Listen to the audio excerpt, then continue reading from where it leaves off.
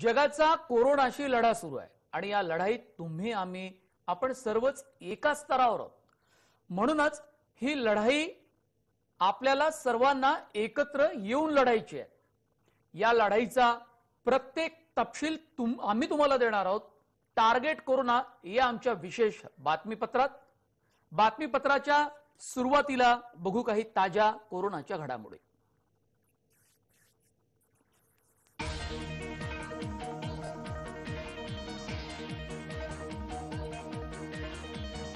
अनेक दिवसाच्या कोरोनाच्या भीतीमध्ये काढल्यानंतर मुंबईकरांसाठी सोमवारचा दिवस हा अत्यंत दिलासादायक ठरलाय। सोमवारी मुंबईत कोरोनाच्या सर्वाधिक चाचण्या झाल्या, मात्र तरीही कोरोना पॉझिटिव्ह रुग्ण सर्वात कमी आहेत। काही दिवसांपासून सातत्यानं 1000पेक्षा जास्त कोरोना रुग्ण आढळत असताना सोमवारी मात्र ही संख्या कमी होऊन 700 रुग्ण आढळले। गेल्या 100 दिवसात कोरोना रुग्णांची ही नीचांकी संख्या।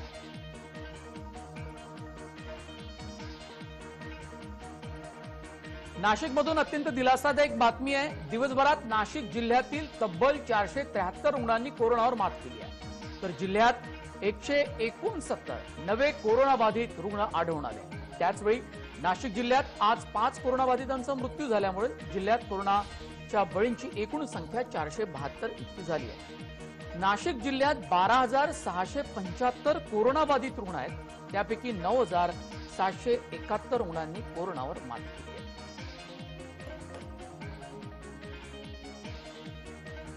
सांगली जिल्ह्याने 1,500 कोरोना रुग्णांचा टप्पा पार केलाय, त्याचबरोबर कोरोना बळींनीही 50 ओलांडली। सांगली जिल्ह्यात आतापर्यंत 1572 कोरोना रुग्णांची नोंद झाली आहे। टाळेबंदी असूनही कोरोना रुग्णांचा आणि मृतांचा आकडा झपाट्याने वाढतोय, त्यामुळे प्रशासनाची चिंता आणखी वाढली आहे। औरंगाबादमध्ये कोरोना रुग्णांना 24 लाखाचा भुर्दंड बसल्याचा प्रकार समोर आलाय। या लूटमारीत तब्बल 409 कोरोनाबाधितांना वाढीव बिलाचा फटका बसलाय। या संबंधीच्या तक्रारी आल्यानंतर जिल्हाधिकाऱ्यांनी एक समिती गठीत केली होती। त्या समितीने केलेल्या तपासातून ही माहिती उघड झाली आहे। समितीने ऑडिटरकडून तपासणी करून घेतली, त्यावेळी रुग्णांना जास्त बिल आकारल्याचं उघड झालं।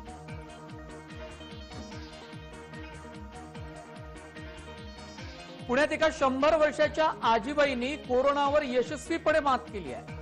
पुण्यातील विमाननगर भागातल्या कोविड सेंटर मधून नुकतंच त्यांना घरी पाठवण्यात आलं। बाई दराडे असं या आजीचं नाव आहे।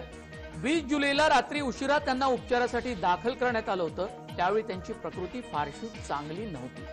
मात्र 8 दिवसांच्या यशस्वी उपचारानंतर त्यांना डिस्चार्ज देण्यात आला। यावेळी या हॉस्पिटलमधला सगळा स्टाफ त्यांच्या निरोपासाठी एकत्र आला। या डॉक्टर, नर्सेस आणि सफाई कामगारांसहित सर्वच जण उपस्थित होते आणि मोठ्या आनंदाने हसत हसत या 100 वर्षाच्या आजीबाईला निरोप देण्यात आला।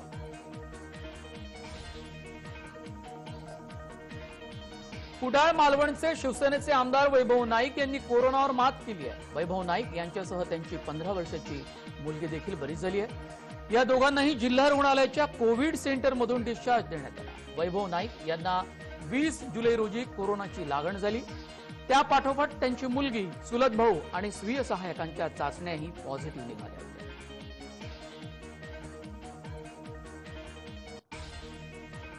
भारतामध्ये कोरोना रुग्णांची संख्या झपाट्याने 15 लाखांच्या दिशेने वाटचाल करते। आतापर्यंत देशात कोरोनाचे 14,93,904 रुग्ण आढळले, त्यापैकी 9,57,044 रुग्ण हे बरे होऊन घरी गेले। या सर्वांनी कोरोनावर अत्यंत हिमतीने मात केली। तर कोरोनामुळे देशात आतापर्यंत तब्बल 33,537 लोकांचा बळी गेलाय। भारतामध्ये कोरोनाचा मृत्यूदर हा सुमारे 3% इतका आहे।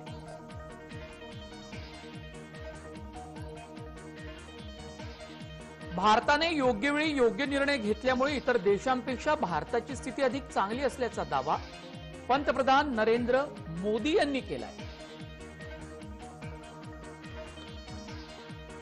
नोएडा, मुंबई, कोलकाता या ठिकाणी कोविड-19 टेस्टिंग सेंटरचं ऑनलाईन उद्घाटन करताना पंतप्रधान बोलत होते।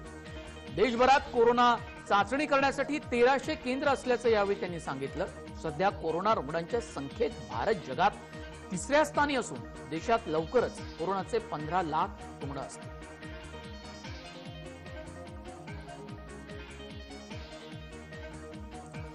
कोरोना रुग्णांची संख्या 1 लाखांपेक्षा जास्त असलेल्या राज्यांमध्ये आता आंध्र प्रदेशचाही समावेश झालाय। गेल्या काही दिवसांमध्ये आंध्र प्रदेशात कोरोनाचा प्रसार झपाट्याने झाल्याचं दिसतंय। एका दिवसात 6000पेक्षा कोरोना रुग्ण जास्त आढळले। 8 दिवसांपूर्वी आंध्र प्रदेशात कोरोना रुग्णांची संख्या 50,000पर्यंत होती। मात्र रोजच्या रुग्णसंख्येत वाढ होत असल्यानं हा आकडा आता 1,02,349 इतका झाला आहे।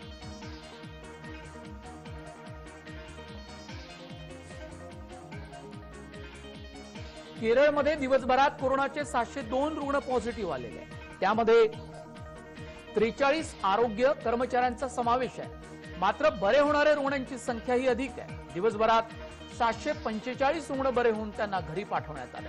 केरळमध्ये एकूण 19,727 कोरोनाचे रुग्ण आहेत, तर आतापर्यंत 63 जणांचा मृत्यू झालाय। त्यापैकी 2 मृत्यू आज झाला।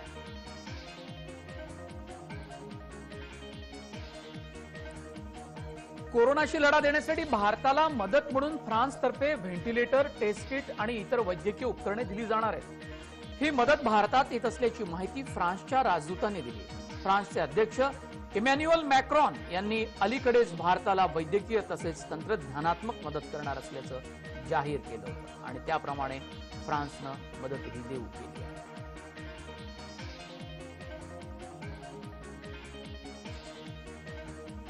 जगभरात कोरोनाचे सध्या तब्बल 1,66,08,85 रुग्ण आहेत, तर कोरोना बळींची संख्या 6,57,454 इतकी आहे। जगात आतापर्यंत 1,02,72,389 इतके रुग्ण बरे झाले आहेत, तर 57,58,042 रुग्णांवर उपचार सुरू आहेत। जगाचा मृत्यूदर हा 1% इतका आहे आणि जगात आतापर्यंत 1,02,72,389 इतक्या रुग्णांनी अत्यंत हिमतीने कोरोनावर मात केली आहे।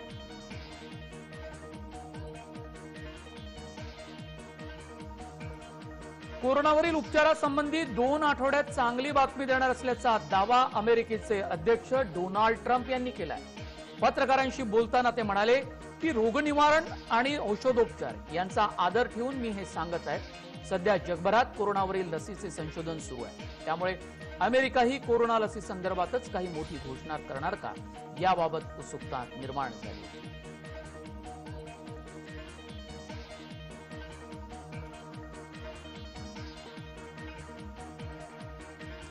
बांगलादेशात कोरोनाचे एका दिवसात जवळपास 3000 रुग्ण आढळल्यामुळे तिथल्या राज्यकर्त्यांची चिंता वाढली आहे।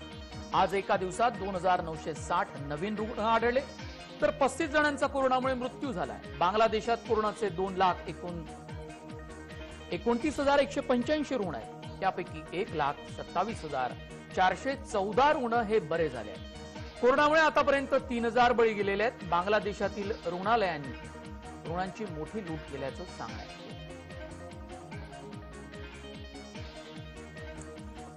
पाकिस्ताननं हुशारीनं धोरण आखून टाळेबंदी राबवल्यामुळे कोरोनाचा प्रसार रोखण्यात यश आल्याचा दावा पंतप्रधान इम्रान खान यांनी केला। पाकिस्तानात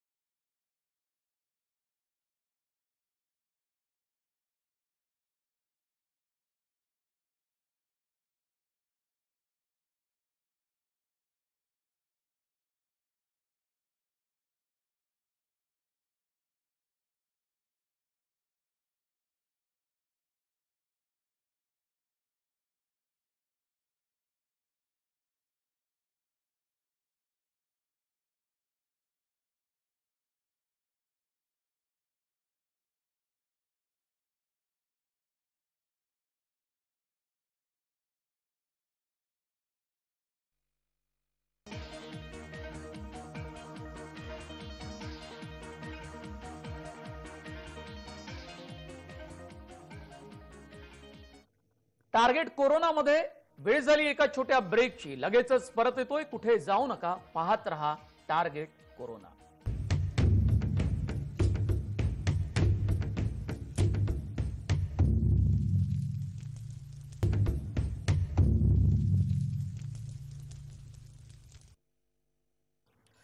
टार्गेट कोरोनामध्ये आपण कोविड योद्धा योगेश दामले यांच्याशी बातचीत करणार आहोत.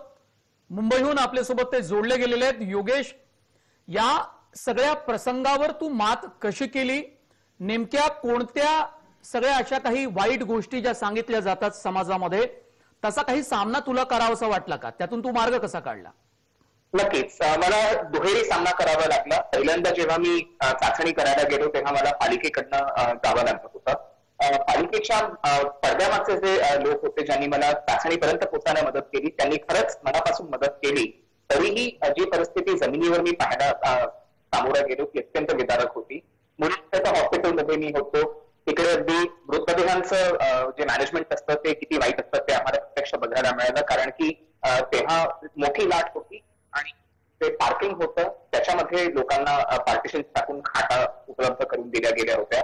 याच्या उलट अनुभव जो होता तो मला खासगी रुग्णालयात आला. ज्या क्षणी कळलं की माझी चाचणी होकारात्मक आली आहे, मी अर्धा दिवस खर्ची घातला कुठे मला बेड मिळते का हा प्रयत्न करायला. मुलुंडच्या एका खासगी हॉस्पिटलनी मला कळवलं की संध्याकाळपर्यंत बेड्स रिकामे होतील, पण तुम्ही आमच्या दाराशी येऊन उभे राहा, कारण की जे पहिले येतील त्यांना प्राधान्य दिलं जाईल. तिकडे सुद्धा मला एक 3 ते 4 तास एकूण गादीवर टेकता होईपर्यंत वाट बघावी लागली. पण खासगी रुग्णातला अनुभव जो होता तो अगदी ह्याच्या उलट होता. वेळोवेळी डॉक्टर येऊन तपासण्या करायचे, औषधं द्यायचे. अर्थात ह्या सगळ्याची जी किंमत होती ती यानं त्या प्रकारे रुग्णाला चुकवावी लागते, ती मला सुद्धा चुकवावी लागली. जी अत्यंत महत्वाची गंगाजळी शिल्लक असते ती ह्या करोनाने बऱ्यापैकी कमी केली आहे. पण तरीही जी बाहेरची चमक आहे की पालिका सांगते एक आणि आपल्याला जमिनीवर काय चित्र दिसतंय त्याची एक त्या क्षणी झलक नक्कीच येते. पण असं दिसतंय एकंदरीत योगेश की तुम्ही यावर मात करण्याचा आपल्या परीने प्रयत्न केला. प्रत्येक माणूस या परिस्थितीवर मात करण्याचा प्रयत्न करतो, पण कधी तो खचतो. त्यातली तुमची अत्यंत पॉझिटिव्ह गोष्ट दिसते की तुम्ही त्याच्या पुढे गेला. ती पुढे जाण्याची प्रक्रिया जरा आम्हाला सांगा. त्यातली जी एक हिंमत म्हणा, त्यातलं एक मानसिक बळ तुमच्या अंगी जे आलं त्याबद्दल काही सांगता येईल? याच्यामध्ये फक्त स्वतःशी तुमचा संवाद चालू राहणं गरजेचं आहे आणि स्वतःला हेच पदोपदी पटवत राहणं गरजेचं आहे की असेल हा आजार जगभर पसरला असेल, 100 2% लोकांना तो जीवे मारत असेल, पण मला यातलं जगायचं आहे कारण माझ्या मागे माणसं आहेत. आणि या क्षणी मला घाबरून चालणार नाही किंवा बाहेरच्या लोकांवर आता माझी ऊर्जा खर्च करून चालणार नाही. ज्या क्षणी मला हॉस्पिटलचे बेड्स मिळत नव्हते, ज्या क्षणी चाचणी यायला उशीर होत होता, भांडावंसं वाटत होतं की अरे चाचणी द्यायला इतका उशीर का होतोय किंवा तुम्ही एकटी हवेची कशी करताय. ही वेळ बाहेरच्या लोकांची भांडायची नाहीये. ती सगळी ऊर्जा तुम्ही आतल्या आत तुमच्या आत लढणाऱ्या रोगाशी खर्च करायची आहे.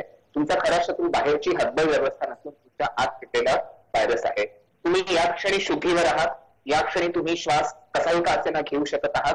या 2 गोष्टी तुम्ही ह्या क्षणी मैदानात टिकून आहात हे तुम्हाला पटवून देणं पुरेशा आहे. श्वास घेत राहा, पाठीवर पडू नका, पोटावर पडा आणि प्रत्येक क्षणी स्वतःला हेच बजावत राहा की मला उद्याचा दिवस बघायचा आहे.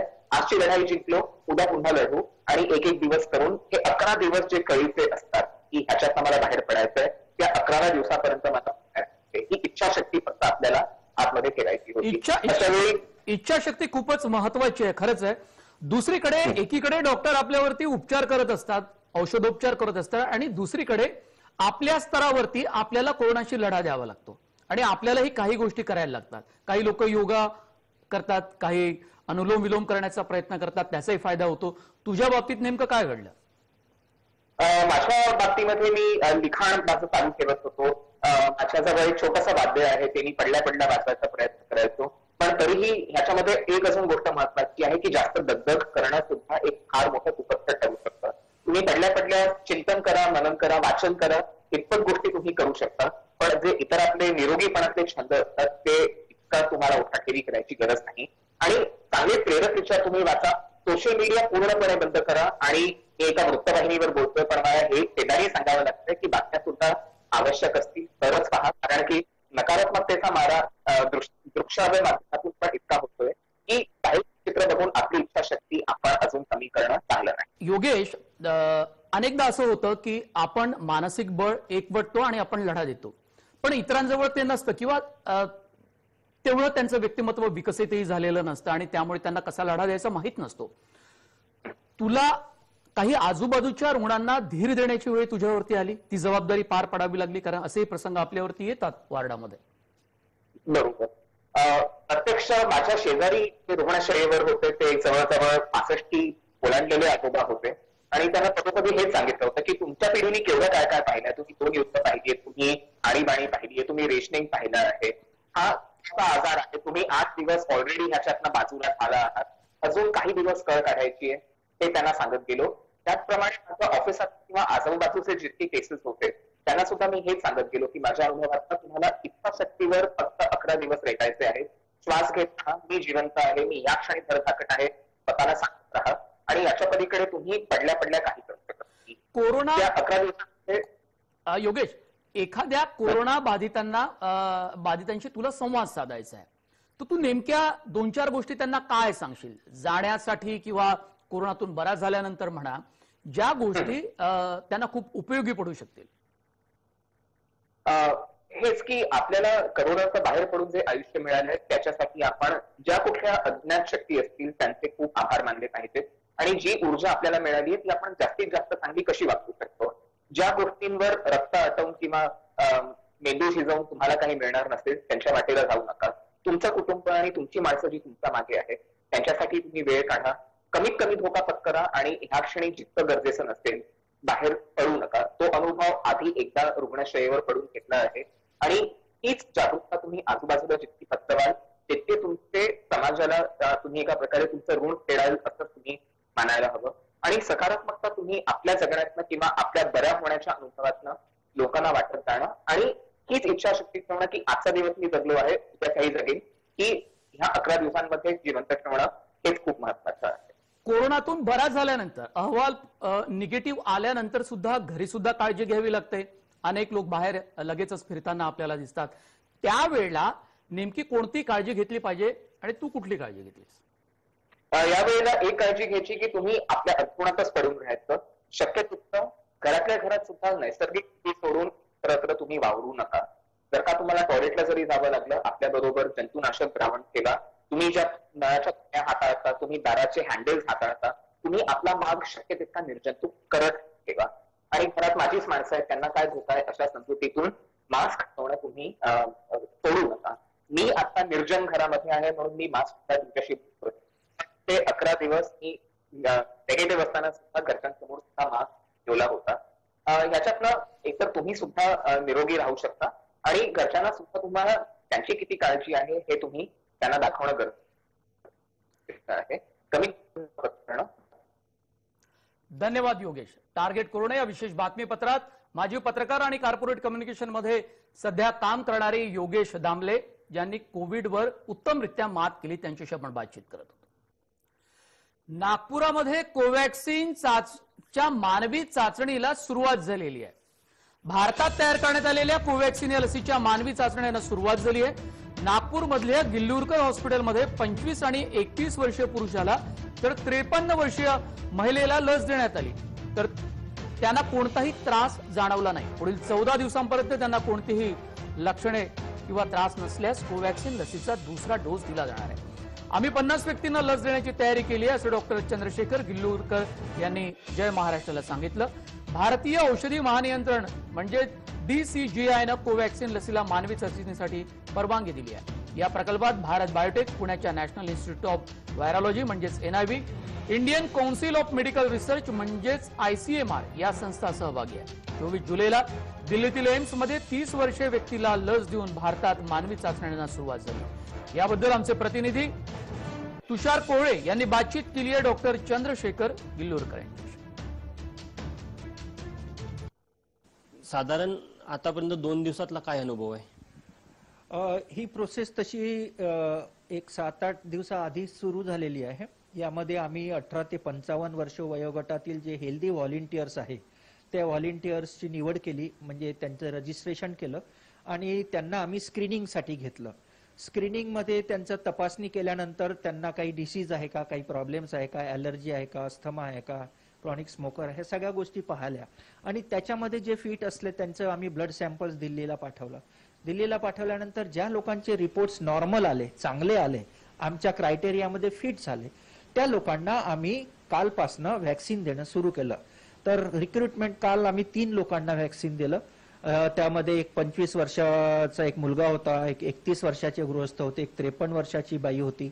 ह्या तिघांना काल व्हॅक्सिन लावलं आणि आज 4 लोकांना, जे 4ही पुरुष होते, त्या लोकांना आज व्हॅक्सिन लावलं.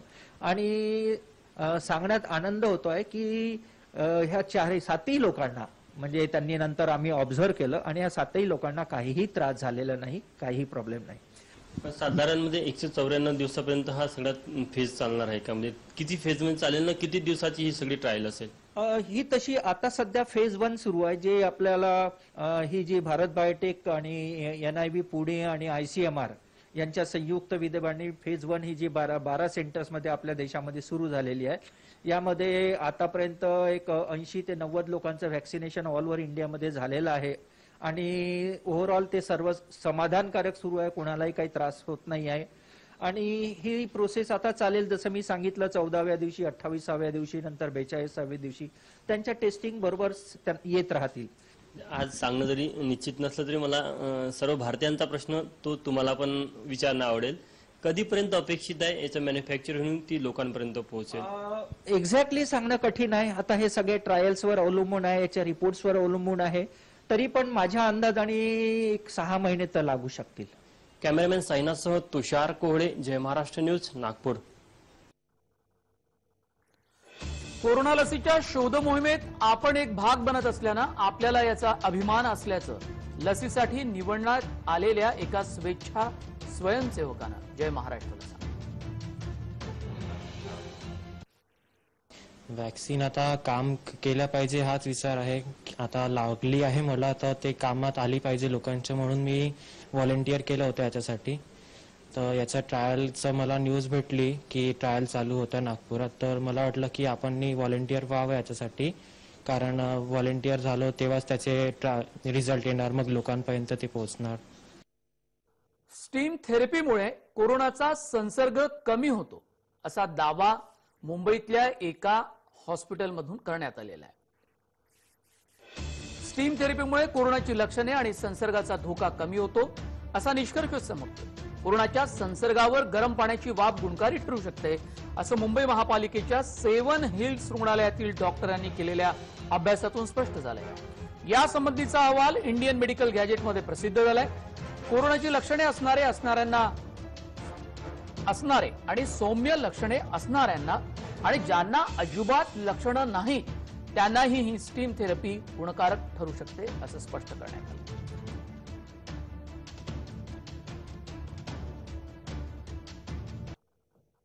जेव्हा आपण स्टीम घेतो तर पहिला मी सांगितलं की हे व्हायरस जे आहे त्याला ह्युमिडिटी म्हणजे ओलावा आणि हीट म्हणजे गरमी, म्हणजे हीट आणि ओलावा असं दोन कॉम्बिनेशन त्याला आपण स्टीम थेरपी म्हणतो. याने तो व्हायरस मरून जातो. ओके, आपण थोडक्यात बघता जेव्हा विंटर येतं किंवा थंडी येते तेव्हा नाक आपली सुकते आणि त्यामध्ये काय होतं की इन्फेक्शन जास्त होतं. कोरोना काळात काही मजेदार घटना सुद्धा घडत असतात. यवतमाळ मधला सुद्धा एक असाच व्हिडिओ तो पाहूया.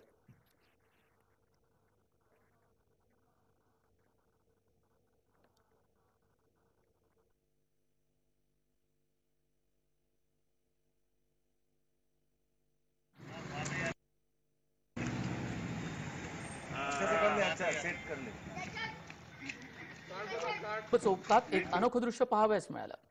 एक छोटासा गतिमंद कोरोना योद्धा खाकी ड्रेस घालून पोलिसांसमोर आला.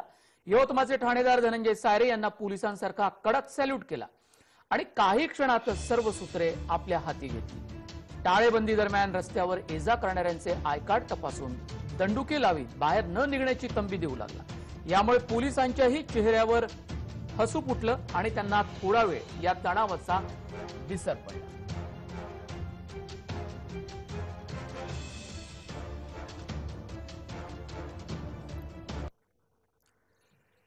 या विशेष बातमीपत्रात आम्ही इथेच थांबतो. उद्या पुन्हा भेटूया टार्गेट कोरोनामध्ये नव्या कोरोनाच्या बातम्यांचे आणि एका कोविड योद्ध्याच्या मुलाखतीचा. तोपर्यंत नमस्कार.